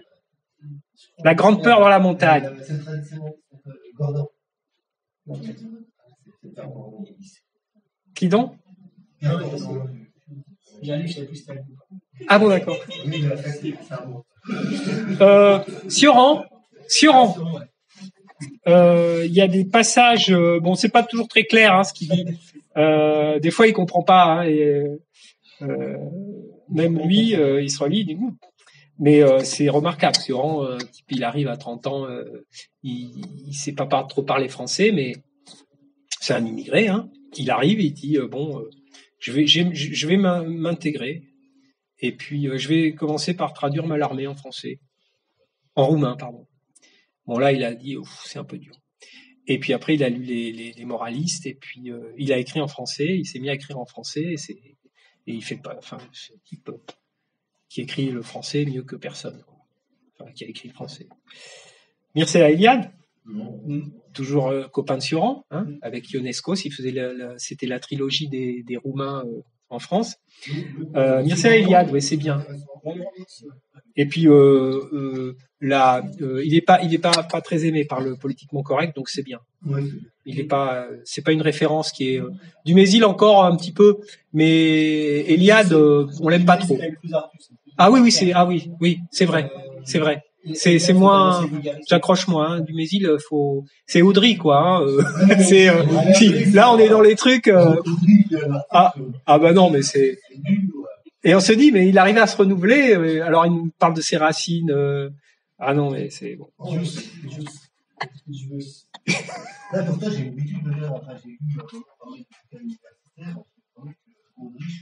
Alors, Audry, il y en a un qui est bien, qui s'appelle, ouais, celui-là, où il parle de la télé hivernale. Ouais, il est bien, celui-là, il est lisible. Il est bien, hein. Ah ouais, il est bien. Ouais, c'est ça. Et puis toutes ces racines indo-européennes que Dieu, tu le retrouves dans toutes les langues, quoi. C'est étonnant. C'est un loup, bien sûr. Alors moi, si je peux, mais ce sera un parti pris, si je peux vous en conseiller un, c'est Nouveau Qatar pour Montségur. C'est un peu un parti pris parce que moi je suis un sudiste. Face Nord, bien sûr, c'est très bien Face Nord. Oui, les hérétiques. Non, mais si, c'est sa trilogie sur le front de l'Est aussi. Et puis bon, il a écrit Gotthard Damrung, il est bien. Mais bon, c'est pas païen. Alors que là, on est dans les nostalgiques, il me semble, il n'y a pas une espèce de clodo qui avait Ah non, c'est dans les... Oui, les nostalgiques, oui, le dernier. Oui, c'est vrai. Oui, on retrouve, c'est vrai, une moto pour Barbara qui est pas un très bon, mais où il y a justement cette histoire des hyperboréens qui sont venus... mais voilà, les Nouveaux Qatar pour Montségur, où il y a la fameuse Oda Izard. Très bon bouquin et bien écrit. Parce qu'après, vers la fin, c'était moins bien écrit les bouquins de Sol. Mais là, après, il y a des belles aventures qui seraient oui, voilà. Moi, j'ai moins accroché. Ouais, j'ai moins accroché. Alors après, les poètes, Fernando Pessoa, portugais, Pessoa. Alors lui, allez-y, parce que c'est pas les poèmes abscons, quoi, où on dit ah, putain, qu'est-ce qu'il veut dire? Non, non, c'est vraiment moi, je porte en moi toutes les choses du monde, tout l'univers. Enfin, c'est vraiment très très païen, Pessoa. Il a écrit d'autres choses, mais principalement des poèmes. Et c'est quelqu'un qui était tellement païen que il s'est éclaté. En fait, c'est-à-dire il s'est éclaté au sens, c'est peut-être pas le mot juste, mais il a écrit sous ce qu'on appelle des hétéronymes, sous d'autres noms. Il a publié. Alors c'était un coup. Ah ben là, je me sens dans telle disposition, donc je vais écrire sous tel nom le poème. Et puis un autre, ce sera ah moi je suis Fernando Pessoa, donc je vais écrire sous ce nom-là et sur un autre nom. Et en fonction de ce qu'il disait, donc il était complètement vivant. Hein, pourquoi? Ça t'arrive? Non. Dire moi aujourd'hui je suis Laurence. Demain.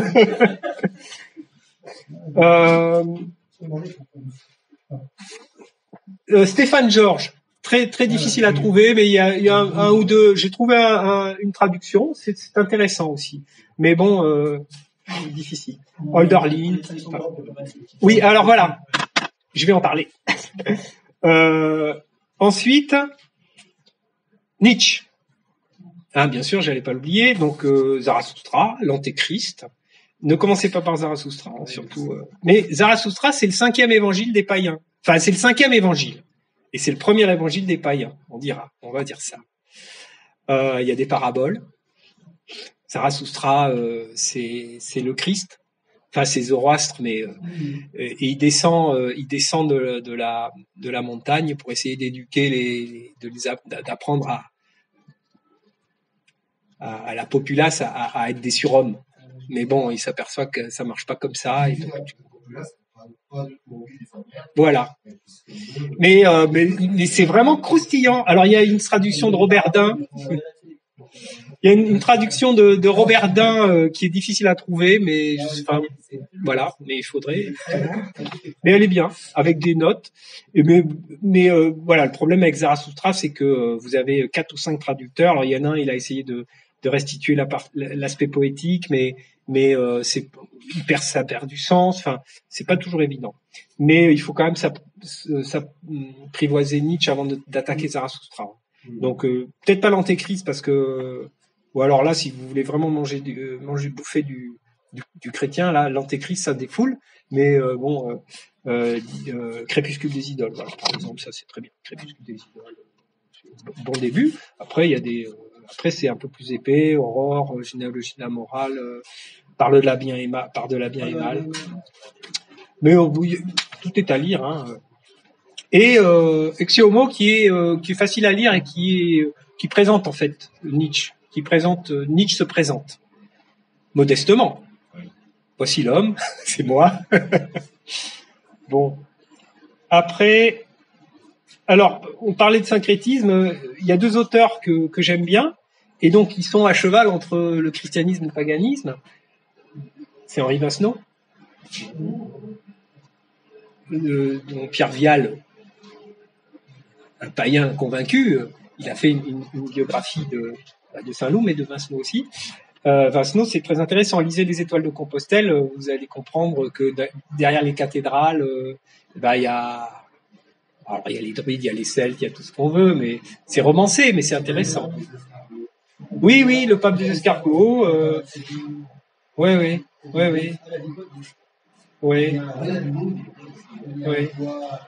L'œuvre de Cher. Oui.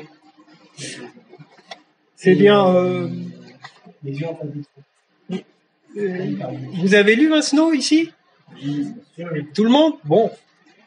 Et Gustave Thibon?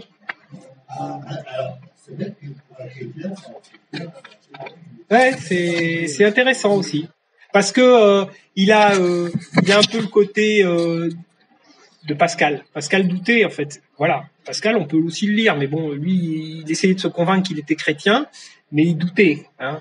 Et il disait, je vais faire le pari que Dieu existe, et je vais rester chrétien comme ça, s'il existe vraiment, ça va marcher.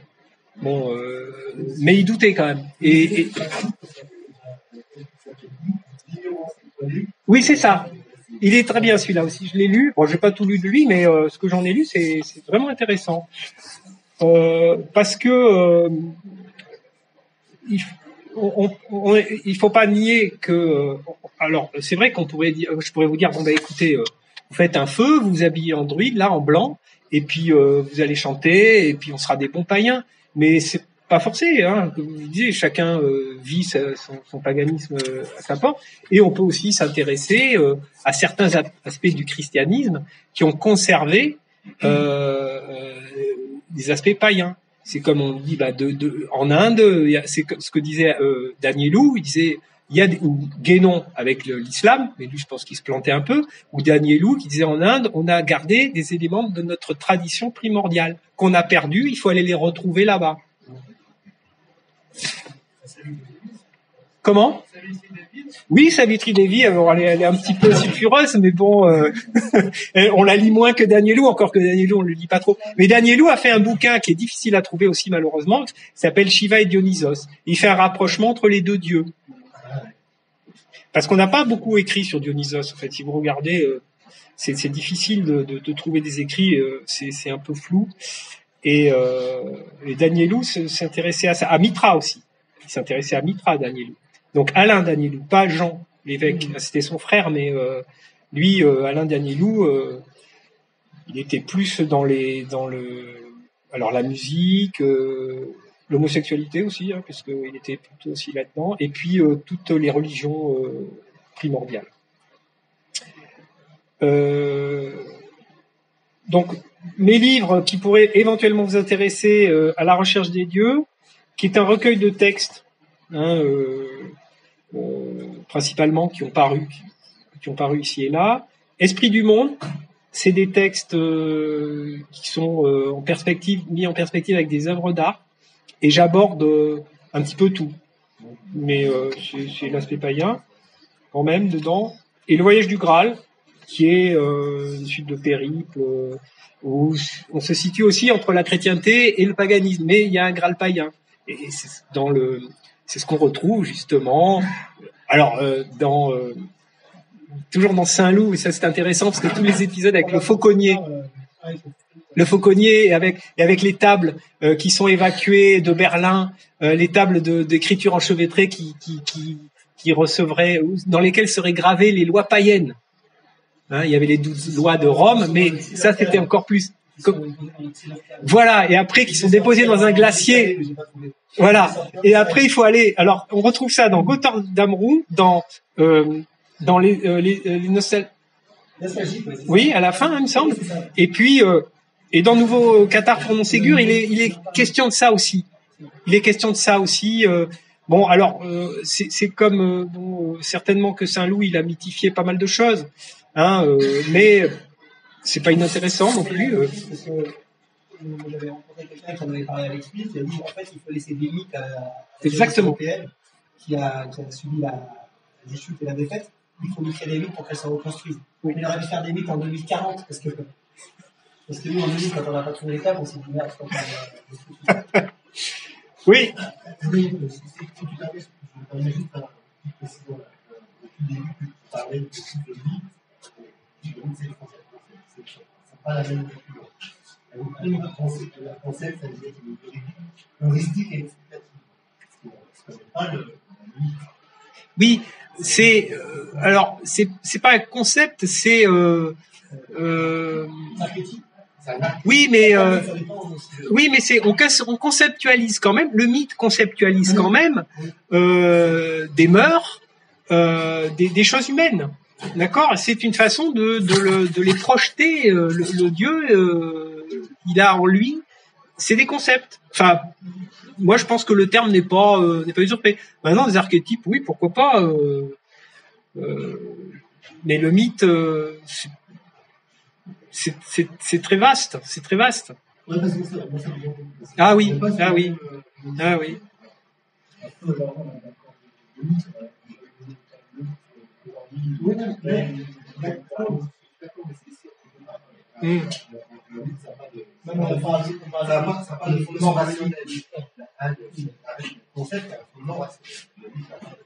Ah, concept, non, c'est pas forcément rationnel. Hein.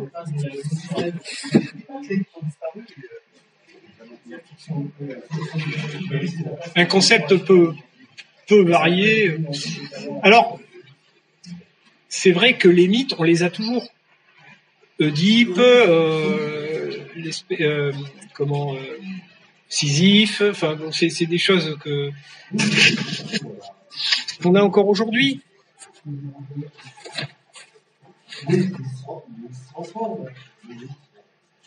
Mais c'est pas mort. C'est pas mort. C'est pas mort. On en parle. Alors qu'il y a des choses. Il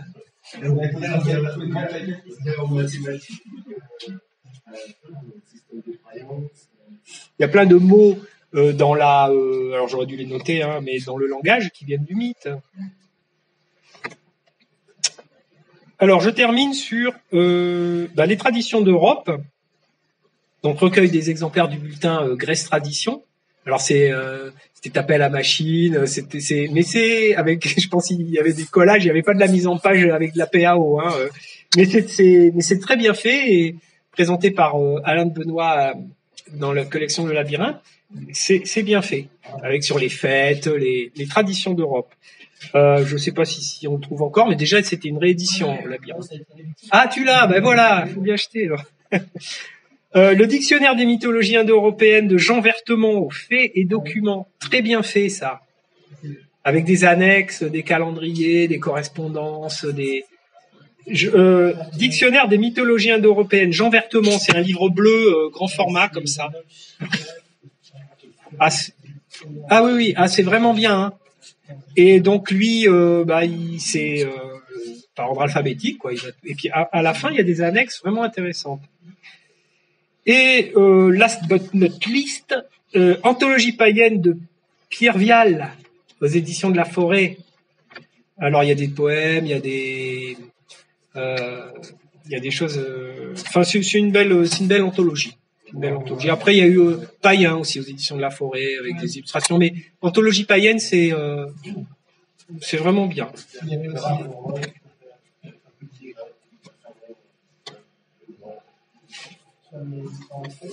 Qui donc? C'est un ancien qui travaille avec son politique sur France Culture et qui maintenant. Et il a publié quoi? Ah oui. Oui, bon, ça, il y en a pas mal, hein, qui ont déjà. Ah oui, alors Antaios, j'ai toute la collection. Christopher Gérard. Ça paraît plus. Ouais. Ça paraît plus, mais c'était, oui. J'ai participé sous pseudonyme à Antaios. Comment? Ouais, oui. Il écrit bien. Oui, c'était bien. C'était bien fait. C'était du boulot, hein. Et il y a un petit moment, j'ai voulu l'interviewer, j'ai commencé à le questionner et il m'a dit non, je veux pas qu'on parle de ce que j'ai fait. Alors bon, il m'a dit on va parler de ce que je fais, mais je veux pas qu'on parle de ce que j'ai fait. Donc il m'a renvoyé dans les cordes en fait. Bon alors du coup, comme je suis un garçon gentil, vous avez remarqué. J'ai refait mon entretien. Bon, au lieu de 6 questions, il n'y avait plus que 3, quoi. Bon,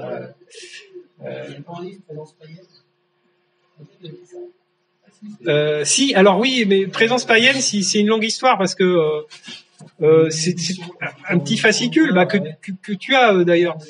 C'était Randa qui m'avait dit tu voudrais pas écrire un truc sur le paganisme, on n'a rien. Et du coup, après ça, j'ai eu à coller l'étiquette d'affreux païen parce que c'est lui qui a écrit Présence païenne. Présence païenne, plein de fautes d'orthographe. Hein. Enfin, il n'était pas trop relu. Il a été bon. Et après, il a été repris dans dans À la recherche des dieux. À la recherche des dieux, il y a Présence païenne, écrit païen, dans un seul volume en fait. Relu. Alors À la recherche des dieux, 3 ou 4 éditions. Et ça, avec des couvertures. Enfin, si aussi, oui. Donc là, j'ai fait un rapprochement entre l'héritage gréco-romain, essentiellement, Et là, j'arrive pas à savoir s'il est épuisé ou pas parce que mon éditeur ne me parle plus. Donc, C'est chez qui? le lore. Ah ouais. J'essaie. Sur les terres du Causse. Si, j'en ai fait un sur les. Oui. Il y a longtemps, oui. Et que mon père avait illustré d'ailleurs. Ouais, ça a été du travail de famille. Bon après, bah voilà, il y a mes carnets. Bon ça, on peut me suivre au jour le jour ou presque. Et puis des nouvelles. Donc bientôt, il y aura des nouvelles noires au Lys Noir chez Oda Izard et une compilation de toutes les nouvelles qui sont parues à part ces 4-là. C'est-à-dire j'ai 3 recueils de nouvelles en un seul, enfin en 2 volumes parce que ça fait gros chez Oda Izard. Voilà pour l'actualité à venir. Donc des nouvelles quand même panthéistes, hein, où il y a de la montagne, où il y a des voilà, oui. Et oui, t'étais à ACE à l'époque. Ouais. Et j'ai eu Gauthier il y a pas longtemps au téléphone longuement, mais bon, il est un peu surbooké donc. Oui, c'est les nouvelles des montagnes. Voilà. Pour d'autres choses, d'autres questions, ça vous a plu? Bon.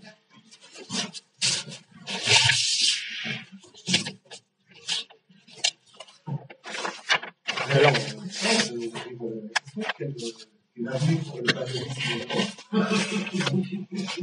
Bah,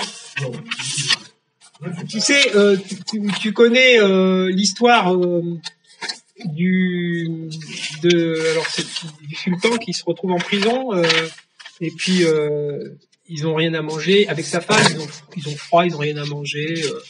Enfin, si ils arrivent à avoir à manger, c'est de pire en pire. Et puis au bout d'un moment, ils ont très très froid, ils ont vraiment rien à manger. Et puis le sultan il dit à sa femme c'est bon, on va bientôt sortir de prison. Alors elle dit bon, tu crois et pourquoi? Ah bah parce que ça peut pas être pire, donc ce sera. Donc je pense que on a touché le fond. On devrait pouvoir remonter maintenant. Maintenant je suis peut-être un peu optimiste, mais là on sent que le vent tourne. Alors je parle pas en termes effectivement de ce dont on parle, mais en général. Là j'ai vu un débat il y a 2 jours ou 3 jours très intéressant entre Zemmour et Onfray. Michel Onfray. Type qui vient de Ciné Hebdo, hein, l'extrême gauche. Et ben, vous voyez le chemin qu'il a fait. D'abord, il a été athée. Michel Onfray. Il était devenu donc extrême gauche, athée, tapé sur les chrétiens. Et là, il a fait des bouquins. Il est en train de virer païen, quoi. Et ce que disait Zemmour, il dit oui, quand même, vous écririez plus que vous avez écrit dans le traité dans ta théologie. Il disait non, parce que je vois l'état des chrétiens et on ne tire pas sur une ambulance. Il dit maintenant c'est l'islam le problème. Et ben là, il dit putain, il y a des gens, si vous voulez. Je comprends ta question. Est-ce que le problème c'est pas Zemmour? Non mais je parle pas de Zemmour parce que Zemmour il a toujours été non mais je vous parle moi de gens comme Renaud Camus, Richard Millet, même ça va vous faire hurler mais Phil Kenkrot. Il faut regarder quand même comment il était avant. Il a écrit un truc sur l'identité. Regardez Jean Cau, des types comme Jean Cau, bon ils sont plus là mais c'était le secrétaire de Sartre. Oui, c'est des gens. Mais Jean Cau c'était païen. Chevalier la mort et le diable. Oui. Non mais je parle pas de paganisme, Franck. Là, je parle de manière générale. Je dis, il y a le vent qui tourne. Et ça, regarde, il y a des émissions sur CNews. Tu te dis, c'est pas possible. Ils ont des gens de Valeurs Actuelles. Ils ont des.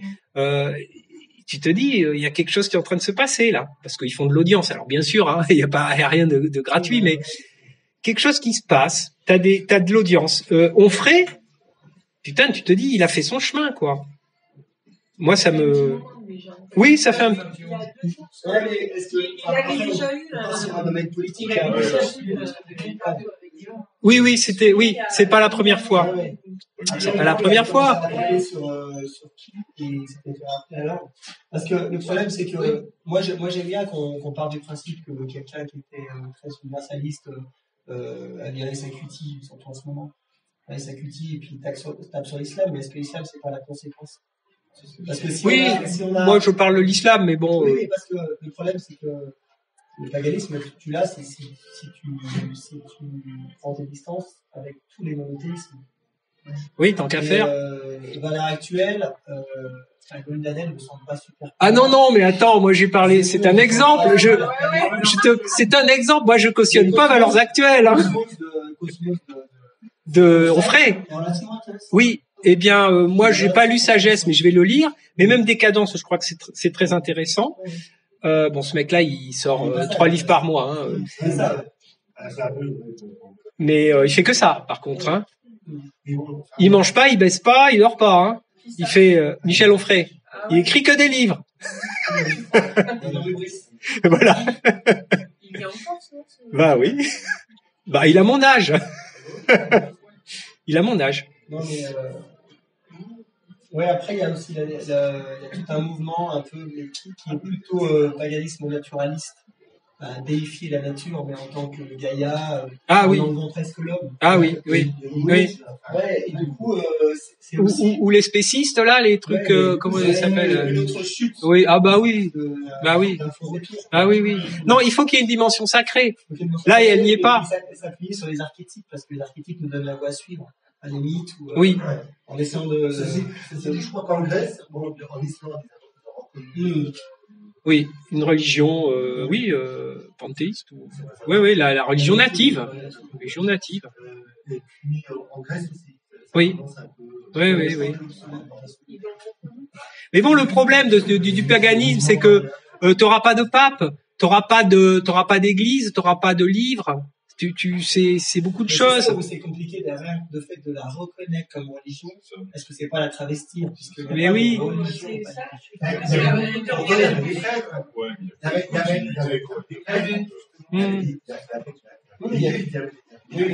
C'était plus des initiateurs, du maître. Bon, après, c'est toujours ça de prix, hein. Ça pose une question aussi de ne pas faire de reconstructionnisme, enfin, de pas essayer de. Ah oui, d'essayer de, oui, faire un truc muséal, quoi. Oui. On va essayer de faire, une reconstitution, muséale, avec tel que. Au-delà du temps et de l'espace, en fait. Oui, ça. Oui. Il y a des grands principes. Après, à nous les approprier, puis concevoir qu'est-ce qui a fait chuter ça. Ouais.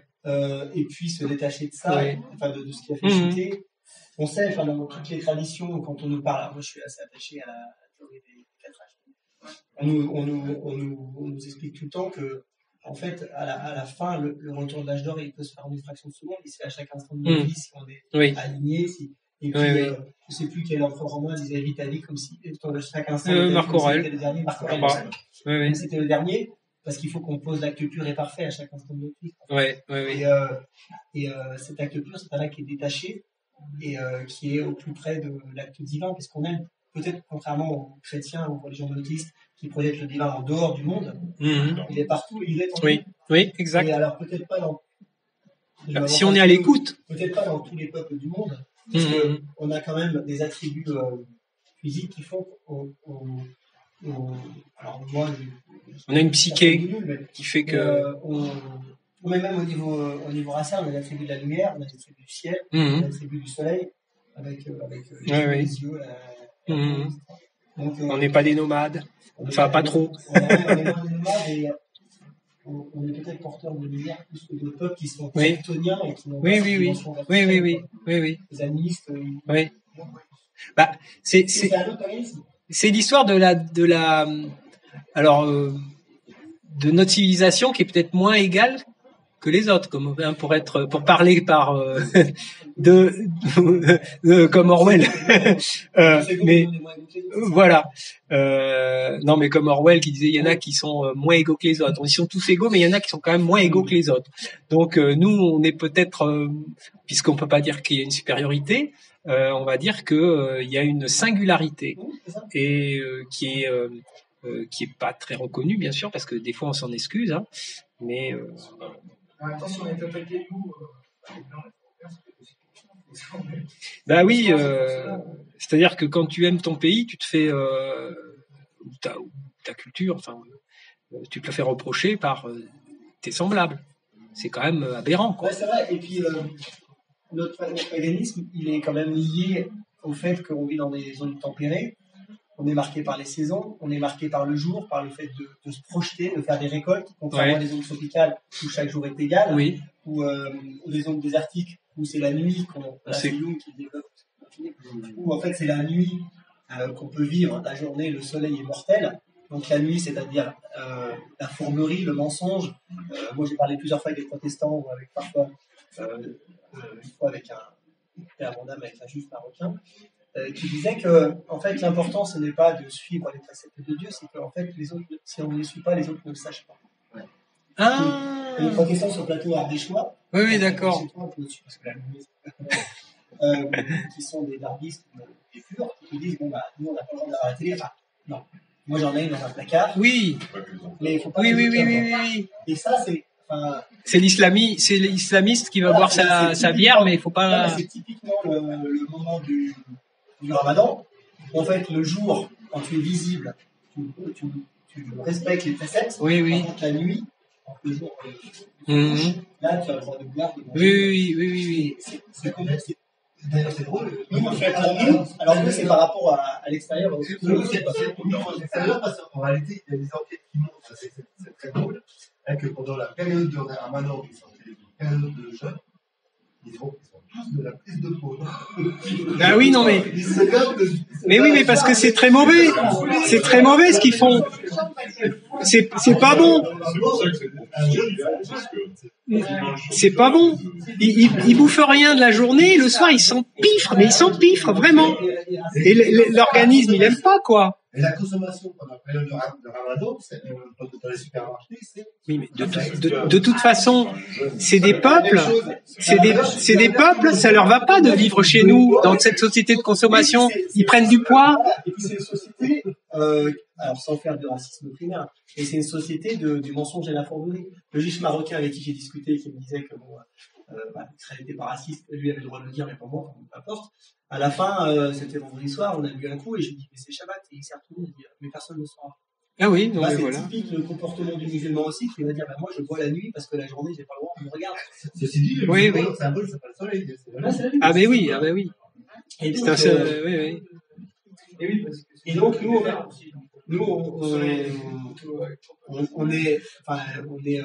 on est toujours dans l'acte, encore une fois, au vu et au su de tout le monde, puisqu'on fait l'acte pour nous. On n'est pas là pour juger. Pour se planquer ou pour. On peut pas se faire pardonner nos fautes, nos péchés. Il faut toujours avancer. Oui.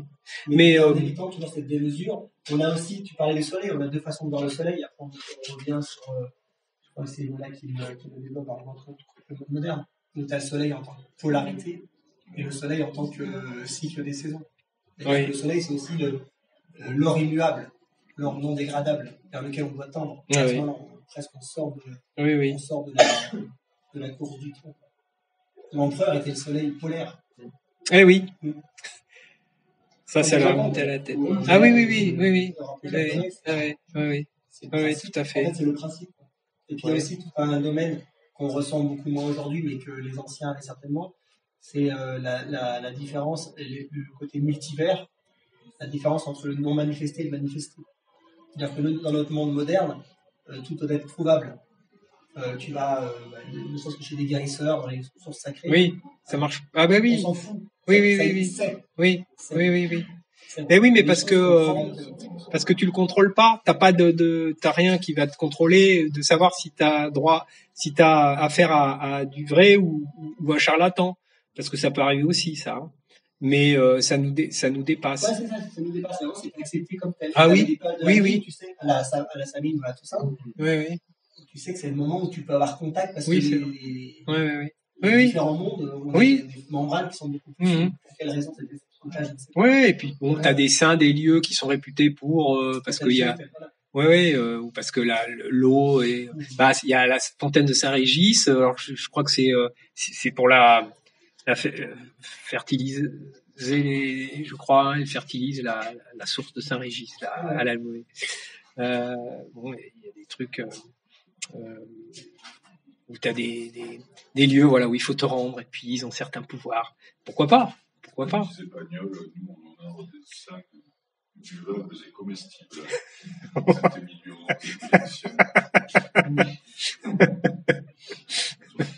Et c'est les plus sympathiques. C'est les plus On en a sympathiques. trouvé aussi, et tu sais qu'on... Tu l'avais connu?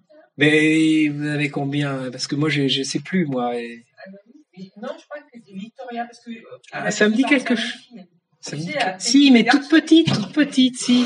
Elle a 14 ans. Ah bah oui, c'est sûr que ça fait un moment qu'on s'est pas vu. Hein. Elle attend à la maison. Ça pour dire... Ah d'accord, On doit y aller. d'accord. Sympathique. Bon, bah moi j'étais content, donc bah j'essaierai de revenir pour qu'on se revoie au moins. Super, une initiative super. Ouais, merci. Elle était commune. Ouais.